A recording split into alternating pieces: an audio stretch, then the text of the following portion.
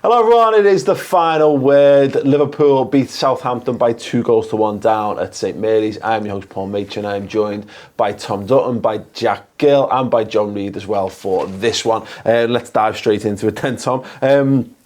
Let's look. I think boil it down from the very top here. There's plenty of discussion points to get stuck into, but it's 3 points we all very much would have taken on. You know, in the days between the Super Cup and this, when we were saying Liverpool are tired, Liverpool are going to be fatigued, Liverpool are going to have a real struggle in this game. And although the scoreline made it a bit more of a struggle, ultimately, again. 3 points was all that mattered. It was, and especially looking at all the fixtures around the league, there was the City Spurs one. You knew one of your rivals was going to drop points. Turns out they both did, and you're looking at it and thinking, we need to make a mark here. We need to keep going on, and it was a test. I remember saying in the build-up, it's a test of. It's another one. You go in there, you've won a trophy. What's your mentality going to be? Yeah. You've got to go out there and do it again. Yes, you've sealed something this season, but you need to go out there. Go again. It turns out it was quite hard for us to go again. That first half we did struggle, and we'll speak about that. But it was another test that Liverpool have overcome and made up for it. I agree, and that's there's so many factors going into this, Jack.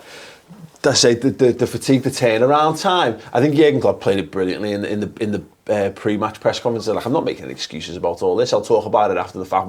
Our aim was to go and win. But Tom mentioned it there. You've gone and won silverware. It's been a ludicrously intense couple of weeks of the season. You know, like that was a third game of the season. We've been through 2 penalty shootouts already. As a fan, I was goosed, let alone, the lads who ran around for 120 minutes. Yeah, I think it was a stupid decision to have extra time in the Super Cup, and I mean, Klopp's got that problem, hasn't he? Whenever he has a problem with something and comes out and says he's got a problem, he gets all he's moaning again, blah, blah, blah, he's making excuses. So I think Klopp did the right thing being quiet, and I think it was a difficult game, and Southampton obviously wanted to bounce back. They lost 3-0 to Burnley the week before, and I think we did well to weather the storm, really, and 3 points is all we needed. Yeah, it was.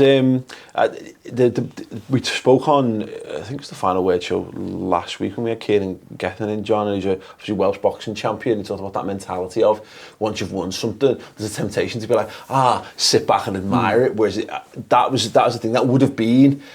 It doesn't take the Super Cup off you. No one goes into the Champions Wall in Melwood and prizes the number 4 off or whatever. But it would. You start to think it's for nothing because you don't have an open top bus parade. There's not 750,000 people lining the streets to celebrate the Super Cup. It's something that you celebrate really at the end of the season when you've had a good entire campaign. It's for naught because we all know the Premier League's the big one, and we had to go there and we had to pick ourselves up and not let celebrations get too carried away and go and win the game.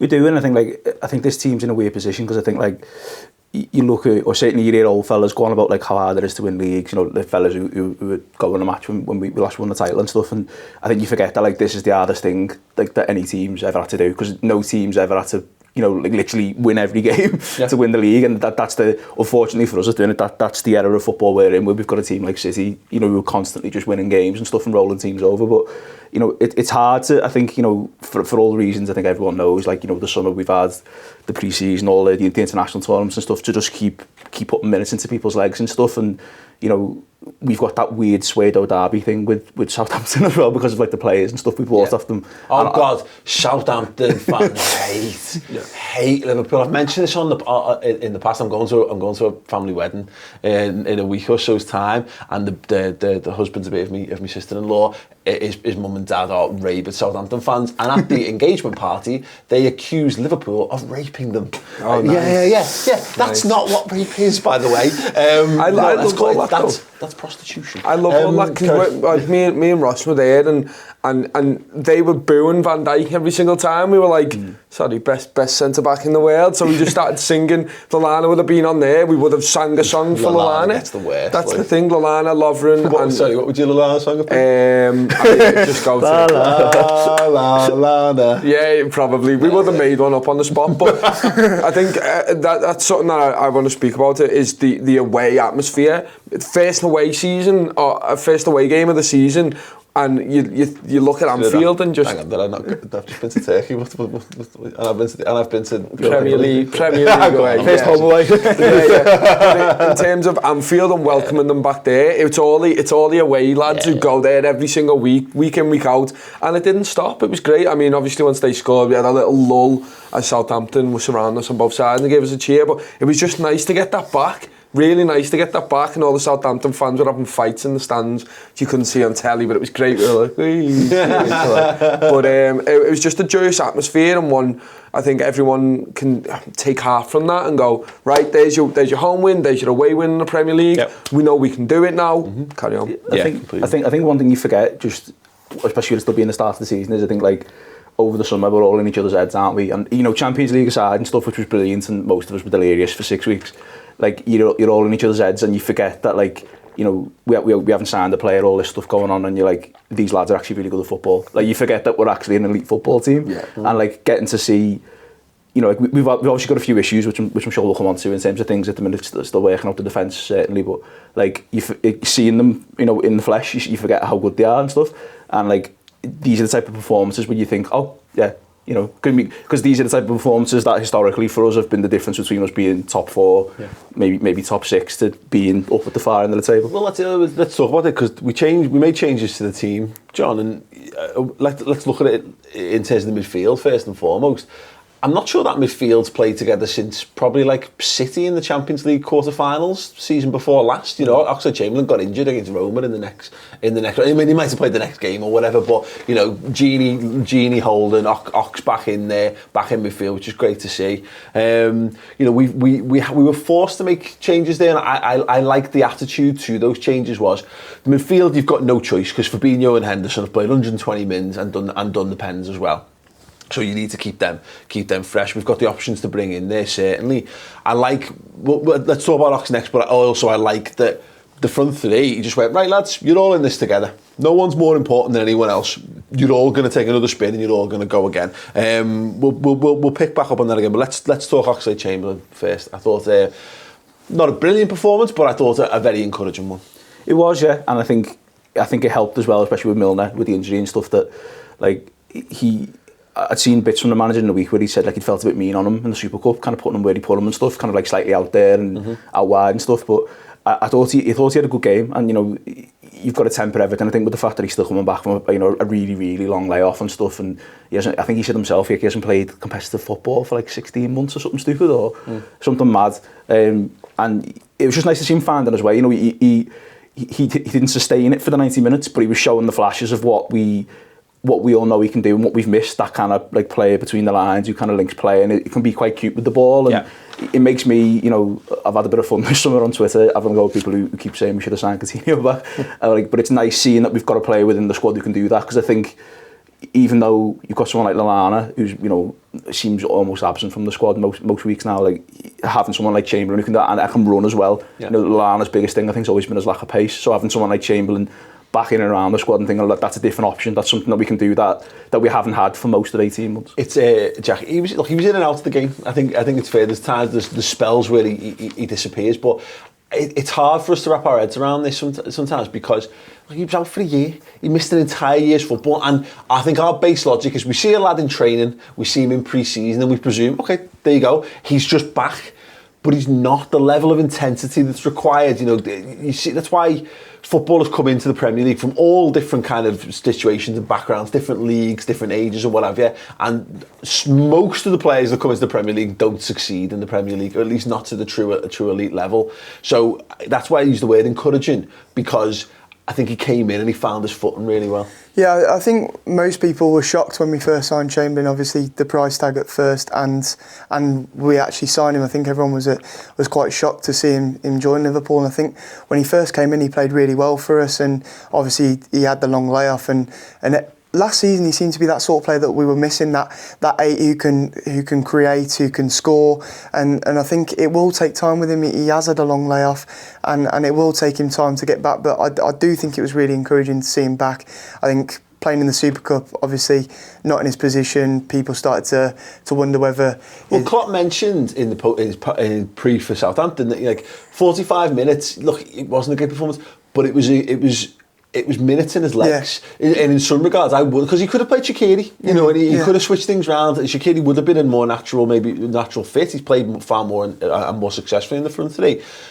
But you start to look at that performance and go, he knew he couldn't drop Chamberlain cold into the middle of midfield. So in some regards, the Super Cup performance actually makes a little bit more sense if you group them together. Yeah, I think it will take time with him, and I think obviously Keita getting injured so early in the season has been a killer for us, because I think maybe this is one of the games where he'd have played over Ox, or at least after maybe 60 minutes we'd have brought Keita on and given Ox a rest. But I think right now with Naby out, I think we've got no option but to play Ox, because he's the only real spark of creativity. Particularly when Henderson needs exactly. I think the most encouraging thing for me is obviously, it took him a while to get into the game, and the first half we weren't great, but the team as a whole wasn't fantastic. As soon as Southampton started getting a bit tired, started dropping off a bit, you saw how good he was with a team where you've got to break them down. It's really, really crisp passing, which, to be honest, it's taken him a while to get that back. In pre-season, his passing was dreadful at times, and then you see him just picking the ball up, one-touch stuff, being confident enough to keep hold of the ball and run rings around the man. He introduced a few of the tricks and flicks as well. Exactly. Because me and my dad were watching the game together, and we discussed this, is that I think he's playing within himself for most of the game. Yeah. And you're right, it's like that moment where it's like breaking through scar tissue. You may be a little unsure, you don't want to fully extend yourself, and then once you find you, you go, okay, and he did it, and his level actually went up once he started doing a bit more of the flash and flare. Definitely, and I think look, we're talking about it being encouraging and bigger signs. I think we'll see in the next games to come is when he starts coming on, hopefully he comes in raring to go like that, and he can just take the game by the scruff of the neck. He's going to be a player that we bring in and go, affect the game, lad, do something, and whether that's from the start or whether that's from when he comes off, but he is an integral part of that attack. You've got to look at that front three, and obviously we'll speak about them, but just how good and how fluid they already are is going to help him massively in terms of going, right, all I need to do is fit in with them, and I'll be at a top class level. Having them players around is massive. Well, Gini Wijnaldum mentioned it in pre-season, John, about how, in fact, at the end of the season, in fact, leading up to the Champions League final, about how he fights for his place, and he's, everyone makes everyone else better. And at the moment, in fact, funnily enough, Oxlade-Chamberlain was laughing about it with his interview with Chris, which is on the redmentv.com, by the way, go check that out. That he's come back from injury, and there's the skipper sat in his position. Jordan Henderson's been basically flawless since he's moved to that role, and that's but I look at that from two ways. From Oxlade-Chamberlain, it must be a bit like, oh, but hey, listen, if he wants to be better in that position than Jordan Henderson, then fucking hell, we're going to have some incredible options. Well, and it helps, as you say, like, it helps other lads, and it helps other lads push themselves, but it also, I think it gives us an extra layer of things. I think a lot of people would look at someone like an Origi and go, where does he fit? Like, how do we've got to change our setup to get something better out of him, but you shouldn't think, well, if you've got him up front and you've maybe got a Chamberlain behind him, say, from midfield, and maybe a Shaqiri or whatever the options are, all of a sudden then rotating the front three does seem a bit easier, you know what I mean? Then you can suddenly go, well, actually, we're going to play a different way of football, but we've got the midfield options to make the numbers up and stuff. And I think Tom touches on a really good point, actually, in terms of his recovery. I think, like, not just his attitude to come back and be like, I've got to be better than Henderson now to get in this team, just his attitude to go in and do stuff, because as you say, I think, like, you come back from a long way off and you can maybe go into tackles a bit gingerly and think, I don't really want to, and he didn't have any of that. He just came on and was committed, and maybe he was lacking for fitness or something, you know what I mean? But his attitude, I thought, was outstanding, and like I say, it can only help us, get through these games when we're maybe not all at peak fitness. Absolutely. I think it gives us another option as well, because obviously Oxlade-Chamberlain and Henderson, although they play in the same position, they're two completely different style players, and I do think the sort of Oxlade-Chamberlain sort of style player we were missing last season. I think Keita obviously took a long time to adjust to the Premier League, and I think Oxlade-Chamberlain can be a really special player for us this season. I think it is going to take him time, but I think he will be a very important player for us. I completely agree, and as I say, very, very encouraging indeed. We were a bit shit in the first half. We were terrible. We had cracks everywhere. So much we're talking about good performance. We were really, really, really poor. Like, somehow they were breaking through. They had the runners over the top. Joe Matip kept getting caught out, and he had an alright game anyway, but they should have scored 2 probably in that first half. To be honest, we're looking at the scoreline, we got lucky here. We really did get lucky, and they could have easily won that if they take all their chances. Obviously, there's that header with a brilliant ball in. We just kept getting caught out, and they were overloading, but there was so many times I was looking at it and going, we need to drop in, or there wasn't enough talking at the back stick with Trent and Matip, and I was thinking, if he makes that run, Matip doesn't know about it because Trent's not telling him, but Trent's got this other man over there, and I think we've got to be we were speaking about it, and we've got to be careful about these teams just throwing stuff at us, and just going, right, we're going at the European champions here, because they want to win. Obviously it opens up gaps, but the way they pressed high up, they knew Adrian's coming in, you've got to pressure all them passes, and he'll mess it up. I think this is the best time of the season to play Liverpool, really, before we're properly established. You know, if we're looking to make tweaks and changes, and Chris did some interesting stuff on stats and tactics on this last week. Sai Hughes has written some stuff about it. Lots of people talking about the way Liverpool are set up defensively and in midfield and what have you. That we look a little bit more suspect at the moment. Now the theory is that the Klopp's doing a couple of things. Is that he's trying to keep who we've got on their toes so they don't get complacent, and also this might be part of a transition into us being an even more offensive possession-based team. But it does leave us a touch open going the other way. And you're right, it makes for difficult watching. I think there's probably a number of ways of looking at it, but I don't know whether Van Dijk getting caught out. He gets beaten in the air a couple of times. There's one particular, I think it's the Maya Yoshida is a header that Andrew makes the save from. Save, He's caught flat-footed completely on there, which is something that is very uncharacteristically. Isn't very Virgil van Dijk. Yeah, and I spoke about the team getting better second half. We did, once we weathered that storm, then Van Dijk came into his own, that little flick when the ball's coming over the shoulder and he just flicks it back into midfield. There's so many times when, as a team, we just raised up our level and Southampton visibly tired, and we went, okay, we're knackered, but they're more tired than us. How is this happening? We are a good side, and once we got that mentality through, but there's going to be more moments in this Premier League campaign where teams are going to go at us, we're going to be knackered, and we're going to have to weather the storm, and that's down to Van Dijk. And I don't know whether it's because he doesn't have Alisson behind him and he didn't have Fabinho in front of him, whether he's not out of sorts, but he's like, I don't exactly know what these players are going to do, so he's focusing on their game a bit too much. Well, to be fair, we played Norwich and he had Alisson until he got injured. He had Alisson behind him and Fabinho in front of him, and they were still getting in. So it's I mean, John, it is a. I mentioned this on the news show on Friday with Chris, and the danger of this, talking about a high line without really diving into the nuts and bolts of it all. It's in danger of becoming a bit of a catch-all phrase, and it's become a generalised talking point that we don't fully understand. So I don't know. I tend to look at it and say, kind of that midfield's completely new that we've put out there. I think the change of goalkeeper doesn't make things any easier, certainly. And again, it's so early in the season. I'm not. There'll be people desperate to find holes and things to moan about and things to complain about in Liverpool's performances, but it's the second league game of the season. If Liverpool are like this in the second to last league game of the season, then it's a fundamental flaw in how they're playing.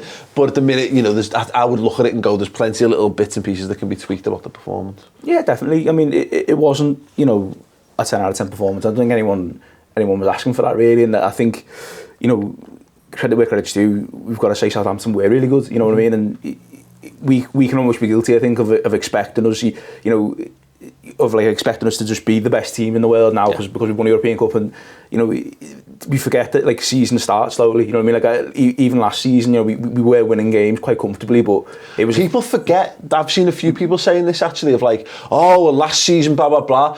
People have very short memories, and we had this the season before when everyone was going, well, Liverpool aren't attacking like they did last season. Liverpool started the season pretty averagely. People always talk about the season before, and what they've got in their heads is the final 6 weeks.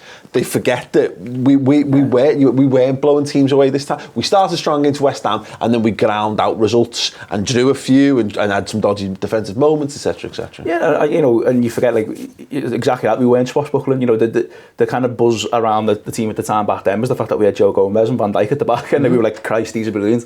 You know what I mean? But it's going to take it'll take time for that, and I think, like I say, they seemed really up for it. And you look at maybe what their pre-season's been. He's took them somewhere mad in Europe, hasn't he? Hasn't he? Well, he took them really, took them abroad somewhere, and he's drilled them to be that fit and to get the best out of the lads who he's got.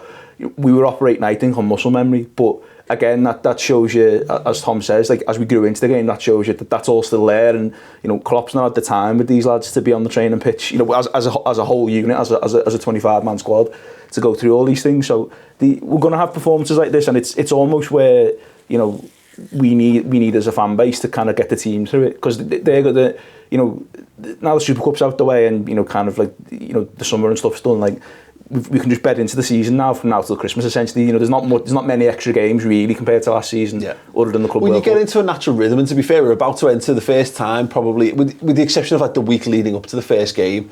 Obviously Friday kick-off slightly skews this, but we've been playing at least 2 games a week all summer. You're right, we're going to start to get into that. But the kind of thing I was driving before, Jack, is that this is the perfect time to play Liverpool if you're a team that's got a bit of ability and but harbours some attacking ambition, because you might as well just throw everything at us, because there's no shame in getting battered off the pitch by the European champions. There's no shame in that in any way, shape or form. So no one will begrudge getting spanked by Liverpool. However, we are not quite at the peak of our powers yet. We're still, and Klopp himself said, you know, looking at 2 months before you really hit your stride in a season. So you might as well. There's going to come a point where there's nothing. The teams will go, ooh, we'll just have a go at Liverpool, and they'll have a go, and we will just absolutely paste someone as a result, because we will be full fit and firing. But that's kind of what I was saying about this is kind of a good time to play us, because while we're not the impenetrable super team, take some pot shots, because you've got nothing to lose. I think it was set up perfectly for Southampton, this game. I think obviously it's their first home game of the season. They're playing against a team who have played 120 minutes on Wednesday night. I think obviously everyone knew our defence is a bit shaky at the minute. We've got Adrian in goal.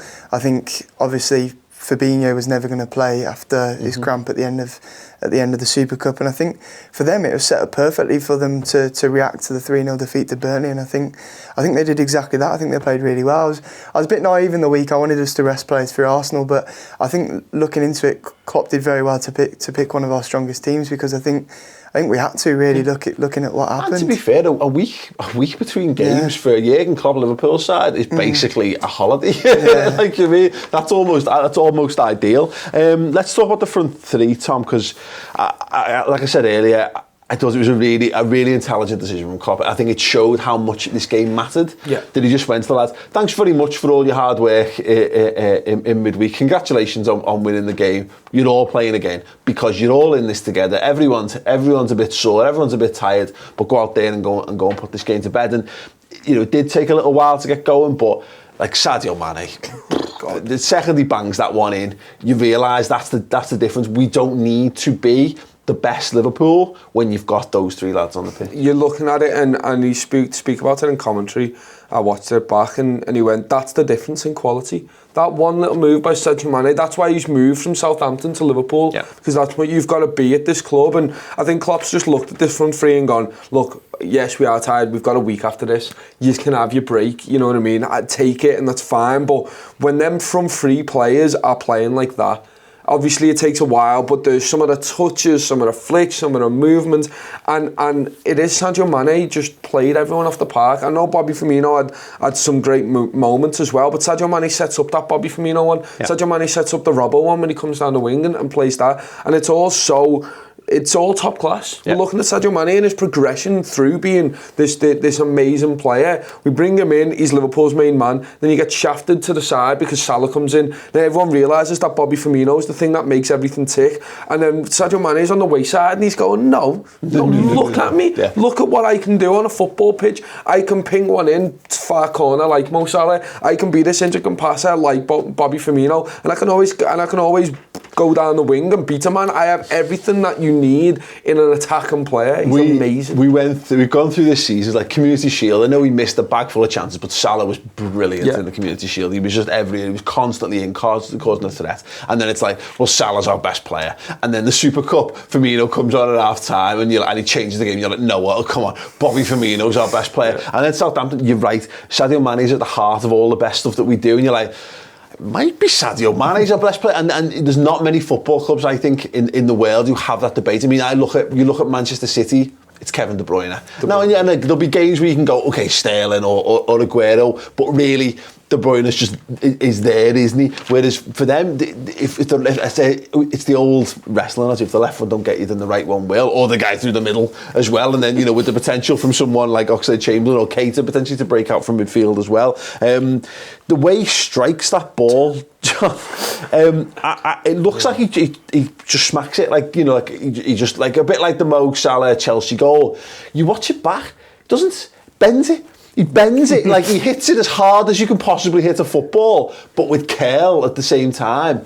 It's just an incredible strike. Oh no, it was brilliant. It was it had shades of Coutinho, which is weird. And like Tom says, you know, front three, you know, you forget that he could almost play attack and mid if he wanted to. Sadio Mane, you know, the way he takes the ball and the positions he gets himself in, often, like, you know, when he comes inside. But it was just a phenomenal goal, and, you know, to do that, having not had a brilliant, not him, but the team not had a brilliant half of football, to do that at the end of it, and to have three men come towards him trying to tackle him, all wanting to go put 2 feet through him, was just brilliant. And it was vintage, I think, what Klopp's Liverpool have become. You know, and yes, we rode our luck, so I don't think Klopp would have us ride our luck as much as we did. Yeah. But how many times over the last 2 years we've, like, not been brilliant in a first half, but we've either gotten to half time 0-0, or we've nicked one right at the end of the half. And particularly when you nick that late first half goal, all that hard work, all that luck, and Southampton just go psychologically. They're like, oh, what are we meant to do? How do you pick yourself up for the second half? We were very guilty for a long time of doing the opposite way. We were very guilty of being the team who were brilliant, would score 2 goals and then concede 2 goals. Yeah. And we, as fans, we'd be like, oh, fucking hell. You know what I mean? But I think, you know, a lot of people touch on the kind of the motivational side of the manager and kind of go like, oh, look at him, not our fans, other fans kind of saying, look at him on the touchline being like an idiot and stuff, and, atmosphere, FC, all that type of stuff. But I think those types of things are where those moments happen, because I think it makes me think of, I remember Henry talking about Guardiola on Sky Sports a few years ago, saying he always said, like, I'll coach you to get to the final third, and then in the final third, it's all on you guys up front. And I think there's an element of that with it, where it's like, I'll show you how to press people and how to, tactically set up and defend and all that. But every now and again, you've just got to be brilliant, and you are brilliant. That's why you're at Liverpool, because you're a brilliant footballer. And it's moments like that, where the manager's very magnanimous in praising the players for that. He never kind of takes credit for them doing mad things like that. Even when we have players like Coutinho, he's always very, he's world class. And I actually he talked about that's why he talks about the mentality monsters, doesn't he? He gives them the tools. But then he's constantly surprised by how the in-game management of these lads off their own back decides games. Well, I don't think, just as an aside on Mane, I don't think, and it's weird that it's happened this, I don't think he gets enough credit for just how good he is. And I don't just mean from our fan base, I just mean generally speaking around world football. Like, I can't think of many people who play left side who are brilliant, as brilliant as he is, say. And you forget that he's just, he has all those different elements to his game. Like, he's not just a left winger, he's a lad who can come inside and play number 10. He actually could do a pretty good shift up front. And as you say, in terms of his mentality, you see that video a couple of weeks ago where Robbo comes in and he's in the scrum, and he says, like, without me doing your running for you yesterday, you were terrible. You know what I mean? And like, he's got all those elements to it. Like, I think he knows himself, quietly gets the golden boot joint with Salah last year. And we're all sat there going, oh, fucking hell, yeah, like, you have scored that many goals, and you've all the kind of, as Tom says, all the challenges he's had and put in front of him in terms of, we've just got this lad who's just scored 30 goals a season, so now you're going to play left wing. Oh, Sam, I'll just keep scoring more goals, and I'll just set up brilliant crosses and stuff. They're important goals, though, Paul. He did it all last season. He's the fella who gets the first goal in the games. He's the fella who goes, right, do we need to do something? We need to play faster. Bang, I'm gone. I'll pick the ball up and I'll go. And it's interesting. Last season, we put Mo Salah in that attacking at number 9 role, and we went, you can do the job there. And Salah was fantastic.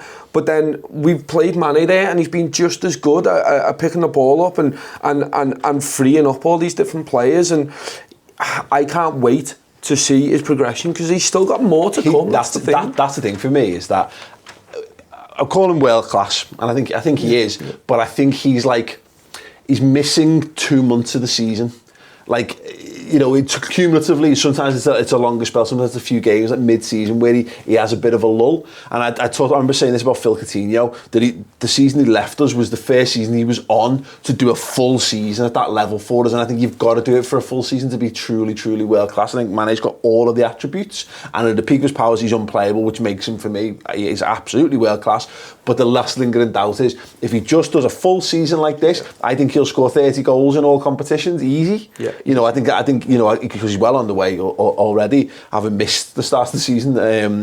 So I think this is absolutely. There's a little concern. Was last season as good as it gets for Mane? But again, as you say, I think there's areas of his game that he can go. I think with Mane as well, he's constantly improving. So I think that first season Salah came in, he obviously had an incredible season. And I think last season it freed up Mane more because teams were being more conscious of Salah. And I think now with Mane, I think he's worked on an area of his game that he was lacking in his finishing. I think against Napoli last year, the last Champions League group stage game at home, I think his finishing was quite woeful in that game. He missed some chances that could have come and hurt us. Absolutely. And I think since then he's really gone to grips with his finishing. Obviously, it wasn't just that goal against Southampton. His second goal against Chelsea was brilliant as well. And I think he's really working on his finishing, and you can see week in, week out, he's becoming an even better player. And I think it's brilliant to see. We don't just have individuals now. I think the front three as a whole together, individually and as a front three, are becoming they've always playable. been. You know, we always talk about the unit. Yeah. But do you now have, you know, two seasons ago it was Mo Salah was the absolute main man, and now we're saying we've now got the ability for any one of those lads on any given day to step up and be the best player on the pitch. My only fear with it slightly, and it can be a double-edged sword depending on going off what you just said about this season, but my only fear with him is that who we play left side when we don't play him. Yeah. In a sense of we play Reid and he's looked good in spells, but he's not the same player. And I think whether you'd accommodate that by changing formation and stuff, but I think that leads to us again resting the other two lads and still playing Sadio. So I don't know how we get around that, but you know, on the other hand, you can look at that the other way, as you're saying, Paul, and go, well,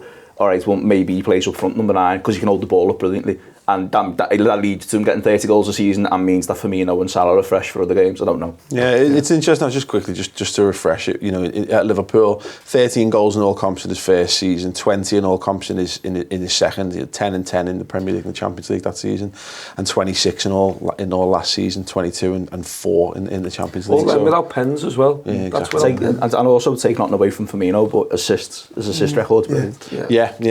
I think much more to come, and if he's like that, if he adds that to his locker, because that's one of the things that's been missing. You know, Klopp was asked that last season about shooting from outside the box. We shoot less from outside the box. I know is he outside the box? Is he just, you know, he's on the edge of it, shooting from distance? That's they're game changers. Yeah. You know, we need players to take the ball by the horns in those kind of situations. That's how you break deadlocks, and that's what you require from your best players on the pitch. So no. Brilliant from Sadio Mane. Second half, Jack, much better.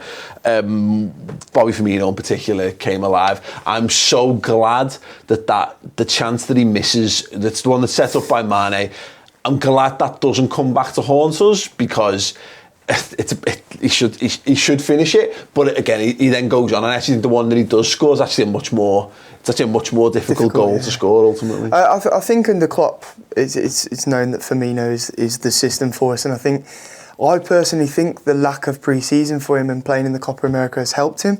I think obviously we've seen with Firmino in the past, obviously he comes back from pre-season as most people would, very unfit, and it's taken him the first few weeks of the season to get in, but I think he's come back the top of his game. I think first 3 games of the season he's been absolutely phenomenal. I think he changed the game on Wednesday. I think he changed the game in the second half on Saturday, and I think he's a world-class player, and I think we're looking at it, and if we can get more goals and assists from him this season, then the front 3, just think how unplayable it will be. Bobby Firmino has nearly scored 2 of the best goals I've seen ever. Nearly, they've been saved, and it's just little flashes of brilliance, beating a man so easily. And the one thing I noticed him doing quite a bit in that game is just letting the ball run. So the pass, when he scored, he let the ball run, he kind of jumped over it and then brought it round, and it fools defenders because they're like, where's the ball going? Oh, he's passed me. And he did it so many times. He nearly scored after he'd scored his goal. He nearly scored a bit later on, let the ball run through to his feet, and I think it got saved. I can't remember, but it's just little things that you do when you're on top of your game. You know where the ball's going to be. You know that the ball's perfectly weighted. You know exactly what run to make. You know exactly what pass to make. And I mean, that goal that he scores is unbelievable. He's jinking. You're like, now he's got to play it to Trent. I'm waiting for a pass out to Trent. Mo Salah was fucking raging that he didn't get the pass. So that it's one of those where you're like, well done. Good goal. It's a great finish. He beats 2 Southampton defenders and the goalkeeper, Nestles, and then he does some mad dance in the corner. You're thinking, you're back, mate. And it was really interesting, actually. Milner went over to Sadio Mane because the pressing, I mean, we've done it all game, but the pressing that Sadio Mane puts in there and then gives the ball to Firmino. Take nothing away from Firmino, but it's Mane making Milner's celebration, running over to the celebration, reminds me of that bit at the end of Bad Boys where Will Smith says, "That's how you drive. From now on, that's how you drive. That's how you finish. That's how you finish." Like, I love it. The whole thing. Firmino, Jack, reminds me this season of Firmino from 2 seasons ago. I think last season, I don't know whether part of this was fatigue or part of it was, we changed his role because we went to the 4-2-3-1, we played him in the 10 a bit, and I think that psychologically had a bit of a negative impact on his all-round game. But he's playing like the false 9, but he's also playing like a number 9 more, and we saw that 2 seasons ago where he's happy to be the guy who sticks the ball in the back of the net again. He's happy to be the guy who, when the situation demands it, he will drive forward, he will run the ball. He's not just being the Bobby Firmino, the creator. He also wants to be Bobby Firmino who guarantees that he gets 20 goals this season. I think I saw a quote on Twitter the other day which I think epitomises Bobby Firmino. If you watch the game, you don't see Bobby Firmino. If you watch Bobby Firmino, you see the game. And I think, to be honest, he has been awesome this season. The start of this season, if he can keep this up, I think for years Liverpool supporters have been like, you know what, he's the system, and other supporters have been like, hang on, he's nowhere near your best player. But then I think now you start to see, actually, he came on in the Super Cup final, he changes the game, and I think he's becoming one of them players that the more you watch him, the more you see how top quality he is. And I think I can't emphasise enough how important he is for this football club. And you see when we try different players in that position, it doesn't work the same because the whole system revolves around Firmino, and to see him at this level at the start of the season really, really excites me. Absolutely. A little shout out to James Milner, who's an absolute warrior. His face was just off. I love that. There's nothing better. I used to have a book, and I think it was Andy Cole had a massive gash on his head playing for England or something like that. Terry Butcher. Yeah, there's just so many. Andy Cole played for Man United, centre forward. For England. Yeah, but I think he was in an England shirt, there's blood all down him, and there's a thing wrapped around his head, it's shades of Martin Skrtel. These players, and you're just like, you've just been booted in the head. Yeah. Just give it a rest. I know. No. He's pissing blood out of his eye, just legs off, gets a couple of stitches, gets a bandage on, and legs back on, and just carries on being Milner. Milner will be brilliant in Hell in the Cell, and he's got the physique for it. Oh yeah, 100%. Right, listen, we've come this far, we've skirted around it. Let's talk Adrian. Shit, any? He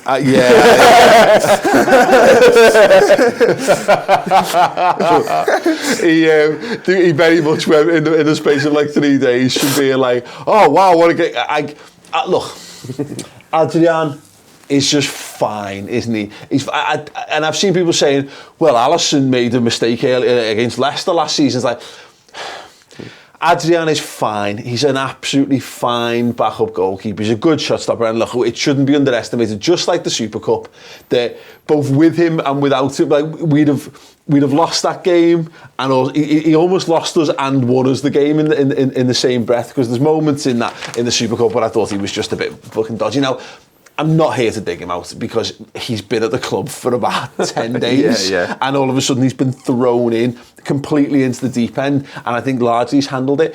I think my thing with him, Tom, is that mistake was obviously ludicrously avoidable, and I wonder whether, because he was a bit nervy in the Super Cup, rightly so, he's been dropped in for his first start in a European final for Liverpool, and I wonder whether he's trying to prove how cool he is by being too cool. And I think in those instances, and maybe ego or arrogance plays a part or whatever, but when you nearly get caught out in the first half doing the same thing, you're just quicker.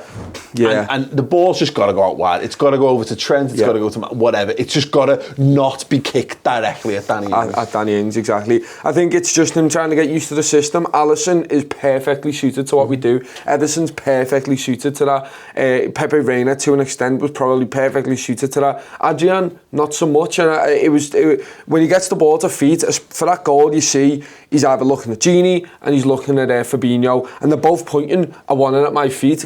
And for some reason, he thinks he can megs Danny Ings and give it to Fabinho. I don't know what he's trying to do, but it's one of them where he's just not suited to it, and that's fine. I don't think he's not suited. I think he's all right, but it's just a fucking stupid decision. And it comes down to it where he's trying something. It's not well rehearsed. It's not well drilled, which again might not be his entire fault. We've all do, but I always come back to it, like, it's the kind of mistake we make on computer games because ultimately there's no stakes, so you can try things that you've not tried before. Because if you can see the goal, who cares? It's only a laugh.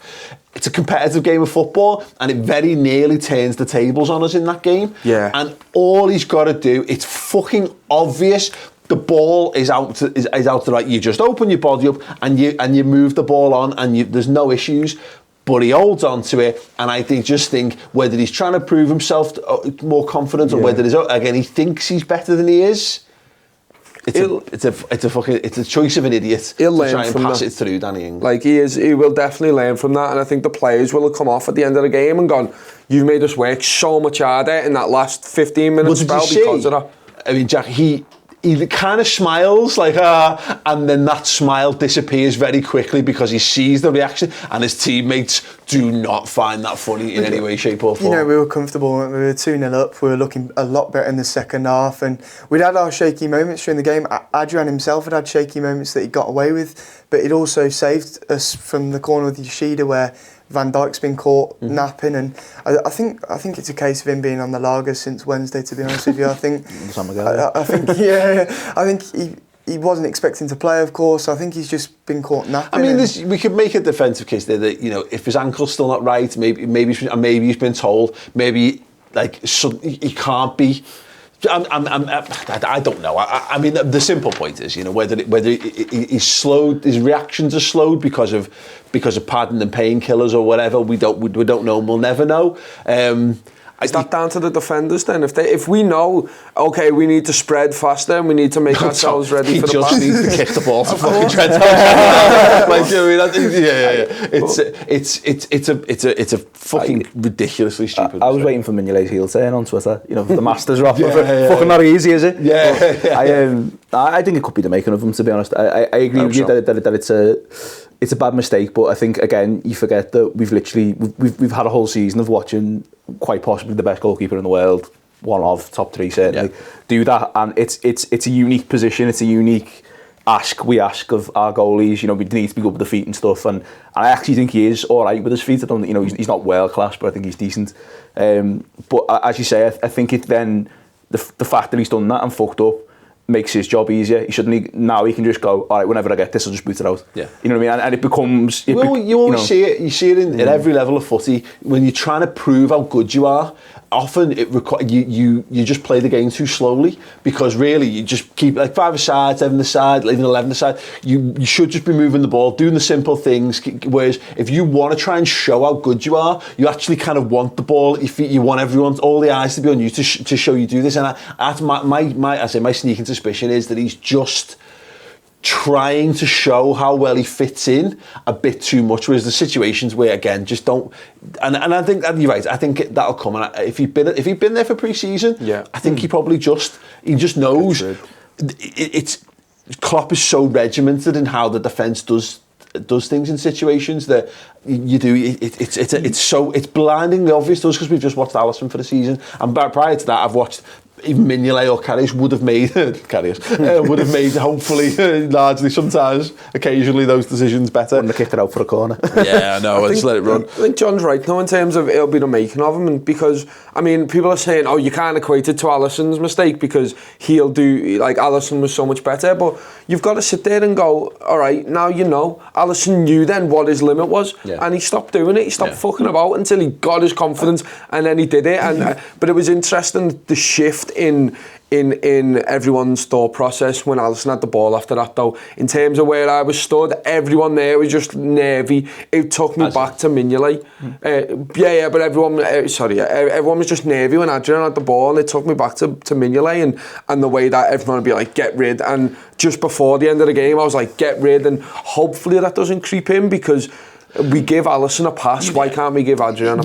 You're right. It's tweaking, isn't it, Jack? It's, I wouldn't necessarily be prepared to say, like, don't totally give up on what you're doing, but you have to be just has to be a bit smarter, a bit sharper than what he's doing, because it's all well and good, but saying that Alisson made a mistake, but Adrian made that mistake in the first half. That should have been the warning. Yeah. Just move the ball quicker, mate. Whereas again, it comes down to, we all see it. I think you try to make up for your mistakes by doing something more difficult instead of just doing the fundamentals. I think what's important to think of as well is keepers are going to make mistakes. It's the most difficult position to play on the pitch.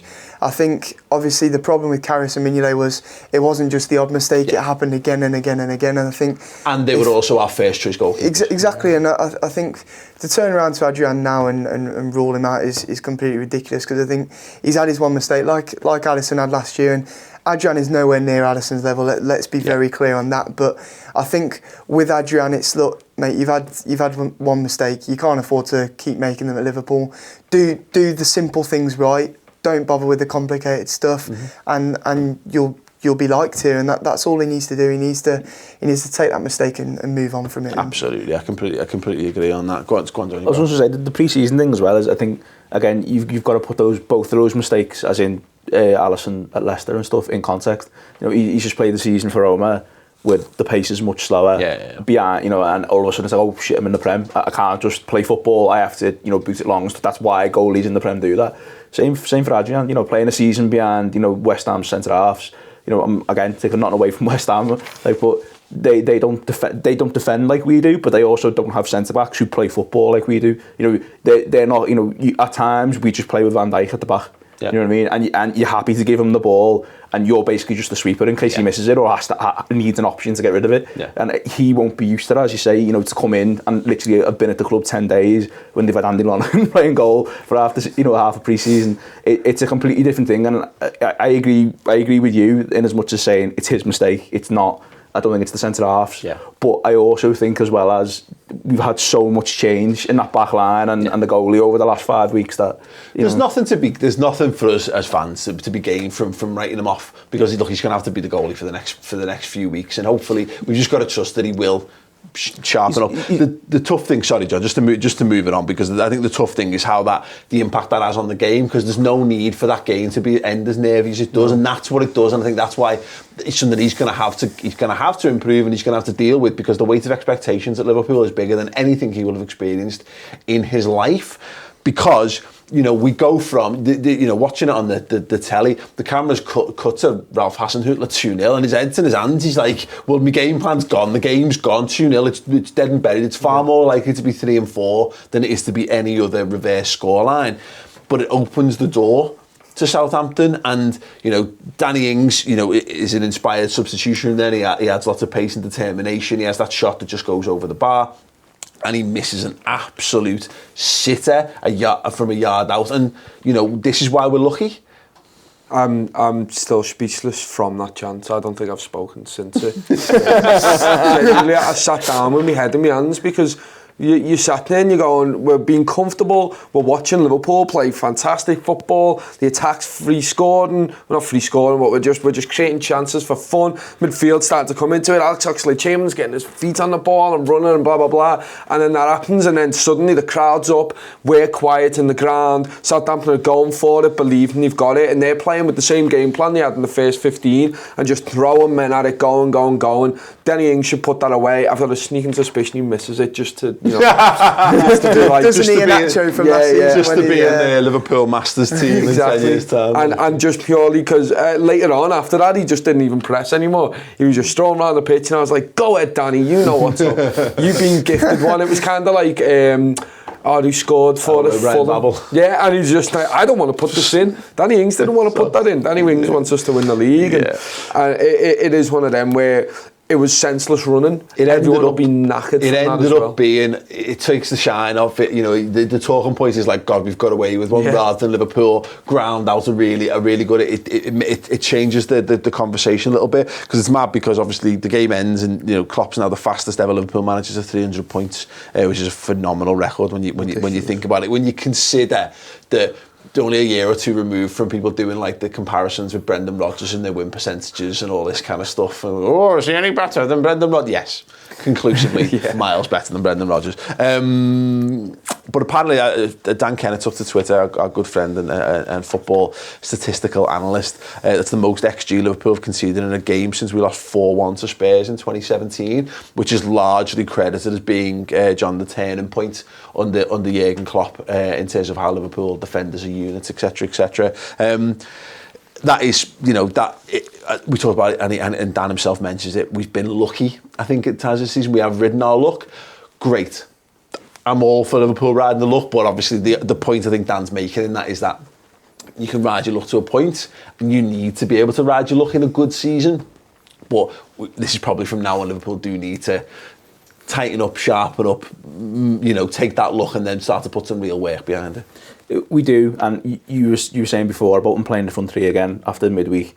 I think the front three are carrying the team at the minute a little bit.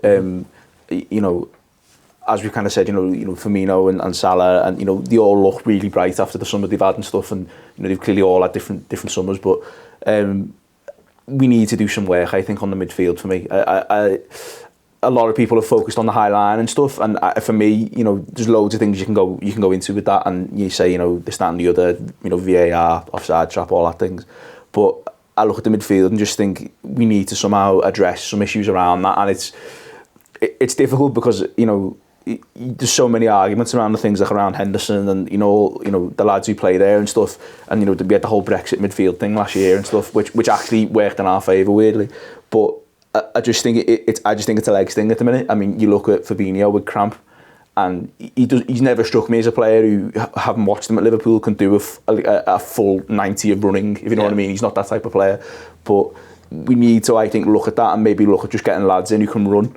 And as you know, we've spent ages talking about why Chamberlain's had a good return to action. It'd be like, he's not that player at the minute, is he? You know, he's not the lad who's going to do 90 minutes, run box to box. You need your Hendersons and stuff, and I wonder if it's slightly around that, you know. And a lot of the teams we've played so far, like, you look at Norwich play football, Southampton, you know, are fit, you know, they're tired but they were fit. The teams who run at you and want to attack, and that's the worst type of thing you can have if you haven't got a big midfield. It's find the balance, I think. You know, Fabinho, I think, was overrun at times against Chelsea, or a lot of times against Chelsea and against Norwich as well. And whether that's just we're trying to commit too many men forward to make sure that, you know, we're still the threat going the other way. And I think that balance works better when you're coming up against teams who are not looking to take the game to you, because you need to commit as many men to attack as possible. We're going to have far more of those games, I think, this season. Far more it's like, you know, we had to convert to being a possession-based side last season because you can't counter-attack against teams that aren't looking to attack you in the first place. Well, as we started the season, we've played nothing but teams that actually aren't afraid to have a go. Yeah. Which is probably a bit unusual for what we're probably going to face as the season progresses. But I think John touched on it before. It is so hard without having training time.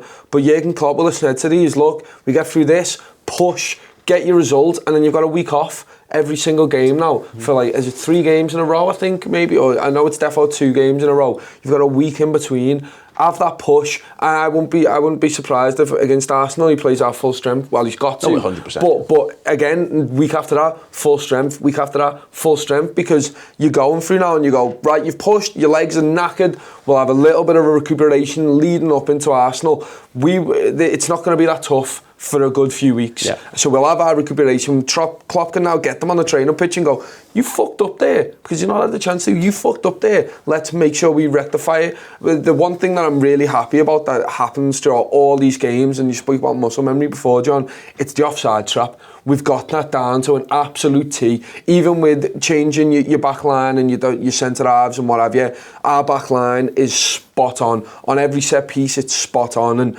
for that to be so well drilled in the team, all it's going to take is us getting on the training pitch and drilling out everything else. I completely agree with that, and I think again it boils down to this thing for me is that there's plenty of room for improvement. It's early in the season. The mission this week was to win the Super Cup and to get 3 points on the board. And when you look at the Premier League table, and obviously we're recording this Monday morning, United to play Wolves on Monday night. Liverpool, only 2 teams have got 100% records in the season. That's how quickly it's all been whittled down. There's 2 teams at the top end of the league on 6 points, and we're one of them. Likely to be 3 if Man United get the result against Wolves, but that's where the City have already dropped points, which we'll come on to because we've said we're going to do these shows for free on Mondays. We're going to a little weekend roundup. Plenty of action over the weekend, but John, there's only one game that really warrants any discussion. City Spurs. Man City winning that game, and I put this on Twitter, and a few people misinterpreted the meaning because it's Twitter.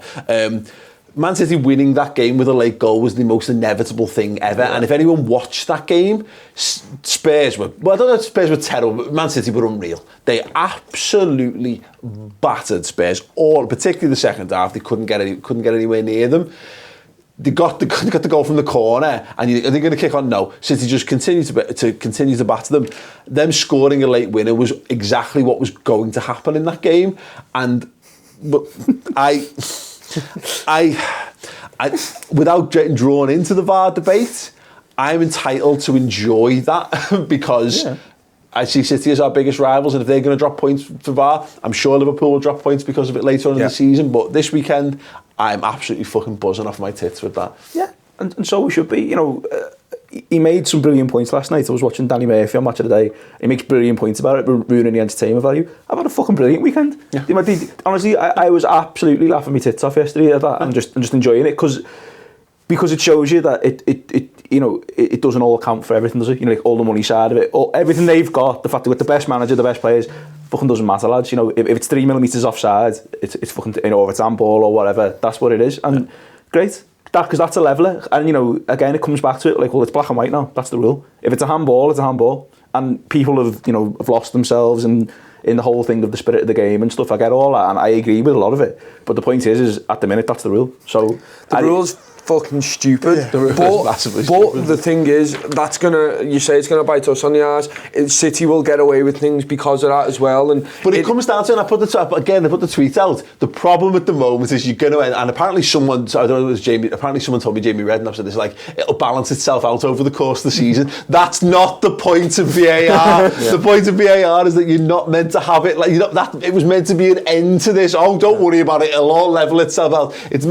But again, you're right. It boils down to interpretations. I would be hands up. Who would be fucking raging if we had a goal cost because of that the way that's been given? Yeah. Nobody. I mean, again, it comes down to it because they're looking at it, and I get it. It's just that it's a handball, but it just flicks off his arm. It flicks off his arm, but it deflects into the path of a City player and he scores. The rule is, if it hits the hand and it goes in, or I think if it's a shot on target, in that phase of play, if the ball goes in, then it's not a goal. Yeah. If defence is reset, then it's fine, apparently, which is mad because there's loads of interpretations. If it's handball and it's not a goal scoring opportunity, you can wave it on. It's stupid. It's not a VAR argument, it's a rule argument, isn't it? Yeah. And it is absolute, for me, it's insanity that because if it just hits you, this is the problem with it, and this is the problem with the analysis. We saw this in the World Cup. How many penalties were given? I think was it Iran Portugal, where there's one that I always reference. It flicks over someone's head and it just bounces off it. And it's like, how is that meant to be? And when you look at it forensically and you see ball strike arm, and if you're making ball strike arm the rule, then fair play. They're making it consistent now, Paul. That's the one thing. The one problem is they're making it consistent, but it's not across across Europe. So we saw in the Super Cup, obviously, we were denied a penalty because the rule isn't the same across UEFA as it is in England. And I think it's something they need to look at because it's going to cause, Man City, they like to moan, they like to think that they're, everyone's against them. I and did all enjoy sorts. Referencing the Super Cup. I just think nice to know he was watching us. Yeah. we will get things against us, but I'm glad it's happened to Man City first because there's no one that deserves it more than them. The thing with City is we've got to take from that. Yes, we got Spurs got lucky with that, and by proxy Liverpool got lucky by that. You're saying how good City were and how good they're going to be throughout the season, and I think the players need to go now. That's how good City are against Spurs. We need to carry on, and everyone would say, "Oh, stop watching City, stop caring." Last season I was watching 2 games of football a weekend because it was Liverpool and then it was Man City, and I cared about them both equally. Yeah. I supported whoever City played against. So it is one of them where we're gonna watch it through, and it's gonna be exhausting. That was what was terrifying about that, because I made a point. If you're gonna watch City games, only watch them play the best teams, the ones that are most likely to have a game in. Because if you're watching them, and I know they actually dropped points in the most unlikely game in Leicester and Newcastle and whatever last season, but you can't live your life that way. But so I was in and out, to be honest. I didn't really watch the first hour. I was playing with the kids. I dropped in. I watched a bit. I had my dinner on. I didn't even see the last 5 minutes. We had it on the radio while we were having dinner, which makes me sound like I was growing up in the 1940s on the wireless. But it was. You can't, so I objectively absolutely enjoyed it because it was just a nice dramatic twist to the whole weekend's sport. It was great. It's an element of modern football eating itself a little bit, isn't it? Because they are the epitome of modern football in the sense of the money, the players, the athleticism, but also the Prem. And part of me really loves that because it's so absurd. Mm-hmm. But I think the other thing, and you've made this point in the years I've watched this show, you've made this point frequently, is that the thing I like about it is that we've now got 6 points at the top of the league quietly. All right, it's 2 games in. But what I like is that the story now is City Spurs. It's not Liverpool. It's not Adrian and a mistake. It's all the focus is on, and that will be his press conference this week. Yeah. Going into next week, that'll be all the headlines. Going into next weekend, that'll be all the build up to their next game, and all the focus, even though we're top of the league, goes on them. Yeah. And that's great. And they've now got to fight back towards being. I think with that being said, it does put a tiny bit more pressure on us against Arsenal, because I think obviously we're both sat top of the league. If Man United drop points at the Molineux tonight, which is kind of likely, we saw how Wolves did against the top 6 last year. But I think if they drop points tonight, obviously it's who's going to slip up first, us or Arsenal. Yeah. And I think to be fair, mate, I think psychologically, I think we need to be wary of delving too much into analysis of things at this early point in the season. It's a constant reminder. 10 games. Give the league 10 games and see where it pans out. But take encouraging notes along the way. I think that's a brilliant thing that we have Arsenal so early on, because again, it gives you a chance to be effectively the only team who's got an unbeaten record at the start of the season already. It gives you a chance to have that advantage to start to accrue some points gas. But no, I think so far so good. The point is, for bringing it back to Liverpool, is that to take 6 points out of 6 without being anything like the team that Liverpool can be, and winning a trophy, and winning silver along the way is a very, very positive start to the league campaign. Listen, if you want more chat around the league, we've literally got a show called Around the League. It's on the redmentv.com. It's going to be talking, I'm sure, in much more depth and detail around the City stuff and the VAR stuff and everything else that happened this weekend. I'm sure Pookie once again nailing the goals. Who apparently scored more. As many Premier League hat-tricks as Bergkamp and Ronaldo. Jack Reid and Norwich were very happy to push that one this weekend. Getting a win in their derby against Watford, the Marco Silva derby, and all that stuff. So go over to the redmentv.com, sign up for an amazing show every single week, and we've got a Reds News Roundup show on there as well. And when there's 2 games a week, this show will be your midweek show on there as well, and an instant match reaction, 10-15 minutes after every Liverpool game, going straight onto the website. So sign up. It's completely free for the first month. You get video and you get it in podcast form as well in your native podcast apps. What better time to sign up than with Liverpool top of the league and the Super Cup holders and the champions of Europe. Anyway, we'll see it all there. Thank you for watching, for listening and for subscribing.